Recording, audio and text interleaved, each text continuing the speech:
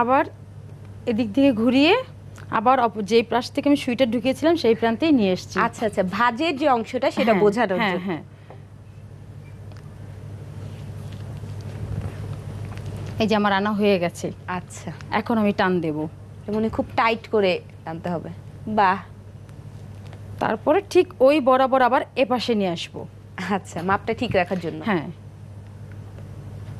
এর জন্য লম্বা একটা সুই লাগে, বড় যে সুইগুলো, খুব বড় সুই। আমার মনে হয় লেপ কাঁথা সেলাই করার জন্য যে সুইটি, লেপ সেলাই করার সেই সুই।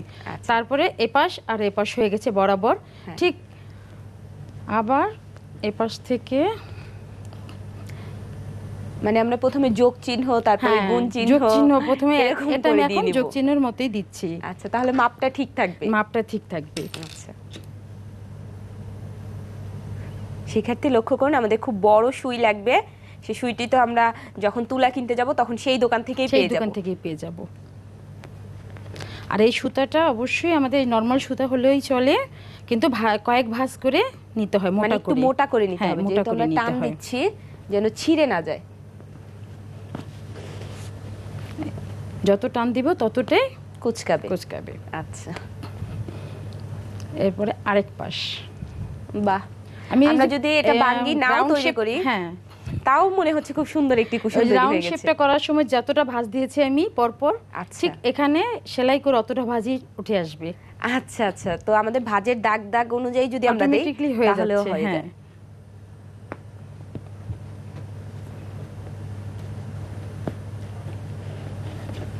শিক্ষার্থী লক্ষ্য করুন,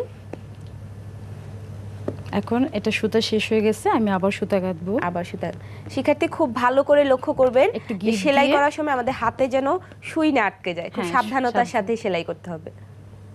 যেহেতু খুব টাইট করে আমরা টান দিচ্ছি, একটু অসাবধানতার কারণে আমাদের হাতে সুই বিঁধে যেতে পারে।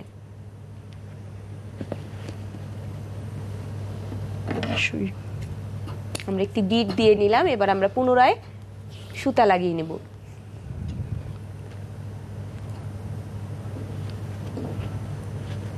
আমরা এখানে কয় তোড়া সুতা নিয়েছি? 4 তোড়া। আচ্ছা, 4-5 তোড়া সুতা নিলে খুব শক্ত হবে।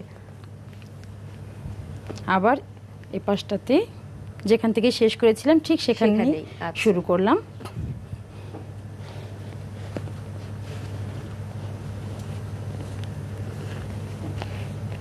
আমি যখন রাউন্ড শেপটা করছিলাম ভাঁজ দিয়ে, তখন আমাদের এই 8টা ভাঁজ হয়েছিল।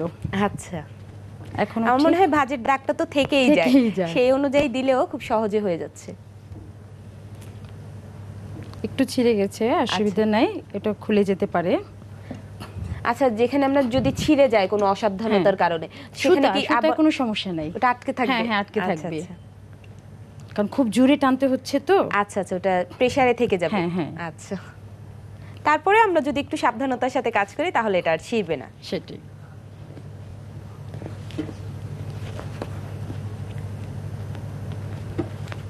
খুব ভালো করে লক্ষ্য করুন। এখন আবার এটাকে গিট দিয়ে দিচ্ছি। আমরা যে সুতাটা ছিঁড়ে গেছিল সেটার সাথে গিট দিয়ে দিচ্ছি। আচ্ছা, আমরা একটি গিট দিতে দিতে একটি ফোন নিয়ে নিচ্ছি। হ্যালো। জি, আপনার নাম বলে প্রশ্ন করুন। জি, আমার নাম জেনিফার। এখন আমার প্রশ্ন হচ্ছে যে প্রথমে যখন দুটো কাপড়ের জোড়া লাগানো হয়েছিল ব্লু দিয়ে, সেটা তো দেখানো হয়নি। যদি একটু দেখানো হয় এবং সাথে স্টিচটা দেওয়াটাও যদি দেখানো হয় তাহলে একটু ইজি হয় আমাদের। হ্যাঁ শিক্ষার্থী, আপনাকে ধন্যবাদ ফোন দেওয়ার জন্য। ব্লু লাগানোটা আমরা গত ক্লাসে দেখিয়েছি, তারপরে আবার ছোট্ট করে একটু দেখি। আর সেলাইটা শিক্ষার্থী লক্ষ্য করুন, আপনি আমাদের সাথেই থাকবেন, আমরা পর্যায়ক্রমে প্রত্যেকটি ক্লাসে সব বিষয়গুলো ক্লিয়ার করে দেব আপনাদের জন্য। আমি যে রাউন্ড করার পরে যেখানে একটা দাগ দিয়েছি 1/2 ইঞ্চি বরাবর, ঠিক সেখানটাতে চিকন করে আমি গ্লুটা ব্যবহার করছি। আচ্ছা, খুব চিকন করে, না হলে কাপড়টি শক্ত হয়ে যাবে। আর যে জায়গাটাই হচ্ছে এই জায়গা আমাদের আর সেলাইয়ের কোনো প্রয়োজন হয় না। আচ্ছা, পাশ দিয়ে যাবে। সেলাইটা আসলে মনে শান্তির জন্য, যে কখনোই ছুটবে না। অনেকে হয়তো হাত বাঁকাতারা হয়ে যায়, যে সোজা করে সেলাই করতে পারতেছে না, সেক্ষেত্রে তারা আগে গ্লু দিয়ে লাগিয়ে তারপরেও কিন্তু সেলাই করে। বা আমাদের ঘরে না, ঘরে বয়োজ্যেষ্ঠ যারা আছে তারা কিন্তু একটু কাজ করতে চায় যে টুকিটাকি কিছু তৈরি করি, তারা দেখা যায় চোখের সমস্যার কারণে সেলাই করতে পারে না, তারা খুব সহজে এই জিনিসগুলো তৈরি করতে পারবে।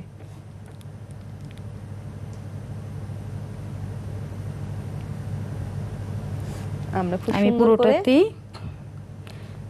দাগ দিয়ে দেখিয়ে দিচ্ছি যে দুইটা কাপড় কিভাবে আবার জোড়া জোড়া লাগানো দিতে যায়। হবে। চিকন করে আমরা গ্লু দিয়ে নিচ্ছি।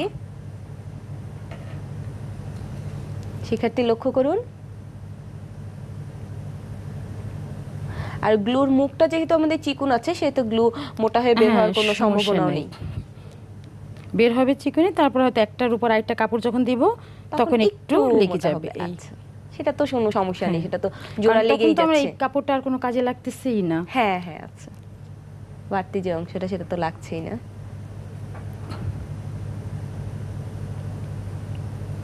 আমার গ্লু লাগানো শেষ হয়ে গেছে।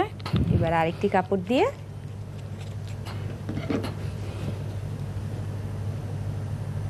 ঠিক একই মাপে আমরা আরেকটি কাপড় দিয়ে জোড়া দিয়ে নিচ্ছি।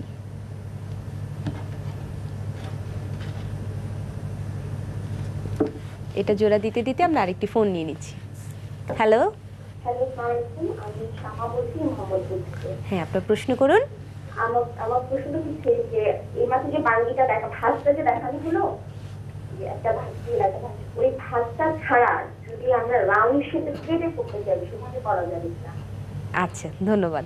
উনি জানতে চাইছে যে ভাঁজটা ছাড়া যদি এমনিতেই রাউন্ড শেপে করতে চাই সেটা অবশ্যই করা যাবে। রাউন্ড শেপ বললাম তো, যদি বাসায় বড় বোল থাকে, বড় থালা থাকে, বা ওই কাটা কম্পাস বড়টা থাকে, তাহলে সেটা দিয়ে রাউন্ড শেপ করা যাবে, ওতে কোনো সমস্যা নেই। জাস্ট ভাজের সুবিধার্থে বা রাউন্ড শেপ সহজে যাতে করা যায় সেজন্য আমরা এভাবে ভাঁজ খুব করে দ্রুত দেখিয়ে দিলাম। এই আমার গ্লু লাগানো শেষ। এটা কিছুক্ষণ পরে, হয়তো আধা ঘন্টা পরে শুকিয়ে যাবে, তখন আমরা এটা কেটে উল্টে নিলেই হবে বা সেলাই দিয়ে নিলেই হবে। আমরা হচ্ছে যখন এই গ্লুর উপরে সেলাইটা দেব সেখানে কি আমরা কাঁথা স্টিচ ব্যবহার করব? হ্যাঁ, কাঁথা স্টিচ, ছোট ছোট করে কাঁথা স্টিচ চারদিকে। আচ্ছা, ঠিক আছে। এবার আমরা দেখি ওই বাঙ্গিটির কি অবস্থা।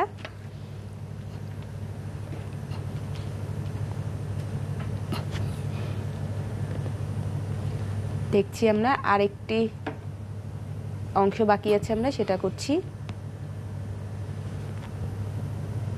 এটা হয়ে গেলেই কি আমরা উপরে ডাটের অংশটা, উপরে ডাটের অংশটা দিয়ে দিব।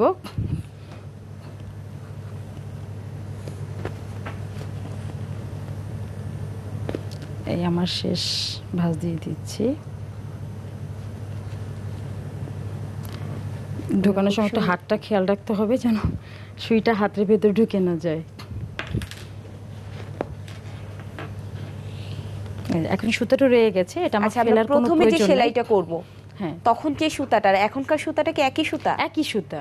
আচ্ছা, এটা কি জাস্ট হচ্ছে আমরা কত তোড়া করে নিচ্ছি বা সুতার অংশটা বেড়ে যাচ্ছে? এই আর কিছুই না। আচ্ছা, প্রথম আমরা কয় তোড়া নিচ্ছি যখন একদম সেলাই দিচ্ছি কাঁথা স্টিচ? কাঁথা স্টিচ দিচ্ছি তখন আমি যা দিচ্ছি হলো 2 তোড়া। আর এখন এরপরে হলো 4 বা 8। 4 বা 8। আচ্ছা আচ্ছা, ইচ্ছা মতো, মানে শক্ত করার ক্ষেত্রে যে যত শক্ত করতে চায়, যত প্রয়োজন। আচ্ছা,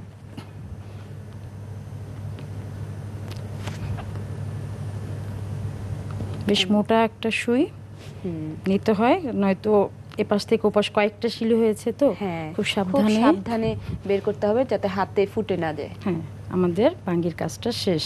আমরা এখন গিট দিয়ে উপরে গিট দিয়ে দিচ্ছি।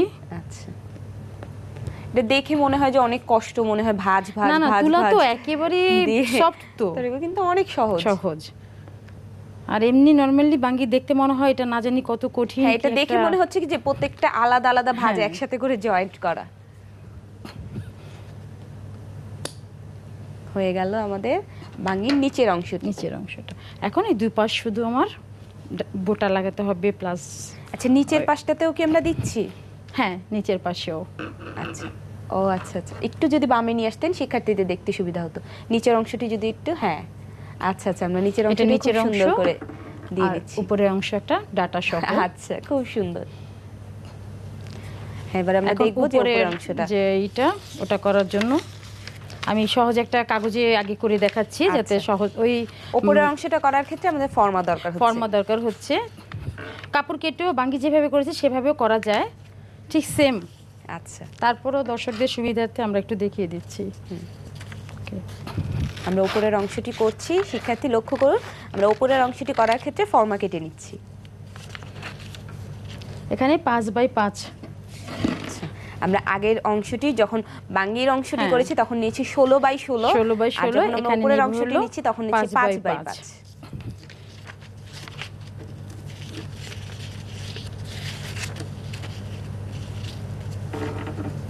পেন্সিল দাও।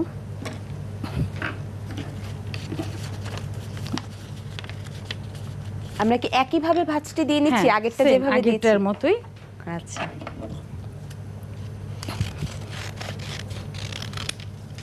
আগে কিন্তু আরেকটা ভাঁজ দিয়েছিলাম, এবারও ঠিক আরেকটা ভাঁজ দিচ্ছি। একটা ফুলের পাপড়ির মতো হবে। আচ্ছা আচ্ছা। ছোট বাচ্চার প্লেন যেভাবে হ্যাঁ, তৈরি করার হ্যাঁ, ক্ষেত্রে হ্যাঁ। যে ভাঁজটি দেয় আমার মনে হয় সেইভাবে তৈরি তারপরে করতে পারি। একেবারে একটা সাইড থেকে কেটে সাইড দিলাম। পুরো কেটে ফেললাম। আমাদেরকে যদি আরেকবার দেখানো যেত ভাঁজটা, শিক্ষার্থীদের দেখতে খুব সুবিধা হতো। এরপর আমি কাপড় দেখিয়ে দিচ্ছি। আচ্ছা, বাহ, তৈরি হয়ে গেলাম তো স্টারের মতো একটি জিনিস তৈরি হয়ে গেল। এটাও ঠিক মিষ্টি কুমড়া বা বাঙ্গি যেভাবে ভাঁজ করেছি, এটাও ঠিক সেভাবেই আমরা ভাঁজ করেছি। এখন আমি আচ্ছা, এবার আমরা কাপড়ের মধ্যে কাপড়ে দেখব। দেখাচ্ছি।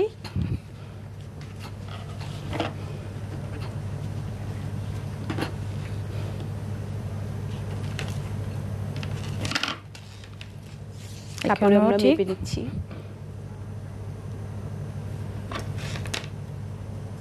একটু মেপে নিলে মাপটা সমান থাকে। 5x5।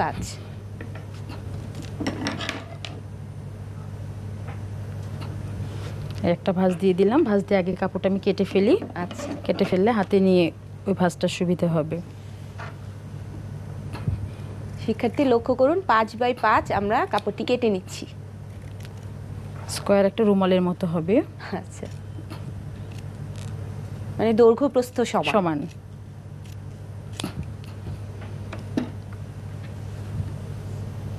এই যে দৈর্ঘ্য প্রস্থ দুনো পাশে সমান। সমান। এখন এটাকে আবার এক প্রান্ত থেকে আরেক প্রান্ত এনে হাত দিয়ে ধরবো। এটা ভাঁজ দিয়ে দিলাম। আচ্ছা, খুব ভালো আবার করে লক্ষ্য এটাকে করুন। আরেকটা যেভাবে আমরা বাঙ্গি কেটেছি বা মিষ্টি কুমড়াটা রাউন্ড করেছি সেভাবেই আচ্ছা আবার আরেকটা ভাঁজ দিচ্ছি। আচ্ছা, এখন আরেকটা ভাঁজ দেব। শেষ। আমরা মোট কয়টি ভাঁজ দিলাম? আমরা ভাঁজ দিচ্ছি প্রথম দিয়েছি একটা, একটি, তারপরে দুই, দুইটি, এই তিন, তিনটি, এই চার। চারটি। আচ্ছা, চারটি ভাঁজ দিয়েছি। এটা আমরা কাটার আগে একটি ছোট্ট বিরতি নিয়ে নিচ্ছি।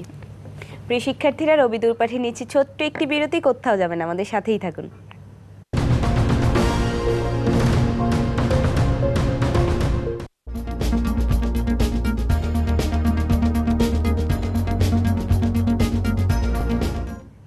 ফিরে এলাম বিরতি থেকে। আবারও আমন্ত্রণ জানাচ্ছি রবি দূরপাঠে। আমরা দেখছিলাম কি করে বাঙ্গি তৈরি করতে হয়। চলে যাচ্ছি ক্লাসে। আচ্ছা, আমরা দেখছিলাম যে কি করে বাঙ্গির উপরের অংশটি তৈরি করতে হয়। বৃতি যেটা আর কি, আচ্ছা, সেটা। বৃতি। তো আমরা যদি আরেকবার কাটা মানে কিভাবে কাটতে হয় সেটা দেখিয়ে দিতাম। আরেকবার দেখাচ্ছি। আমি আপনারা তো অবশ্যই আগে বলেছি 5x5। 5x5। শিক্ষার্থী লক্ষ্য করুন। আপনাদের সুবিধার্থে আমরা আরেকবার দেখিয়ে দিচ্ছি কাটাটা কিভাবে কাটতে হয়। আমি আগে এটাকে কেটে নিচ্ছি, তারপর ভাঁজ দেখাচ্ছি। দৈর্ঘ্য প্রস্থ সমান করে আমরা 5x5 কেটে নিচ্ছি।